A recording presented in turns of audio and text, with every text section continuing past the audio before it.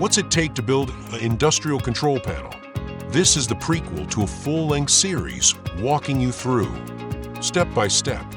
Wiring diagrams, motors, contactors, wire duct, DIN rail, terminal strips, indicator lights, relays, back plates, electronic overloads, motor logic, fuses, mounting and layout practices, motors, high and low voltage.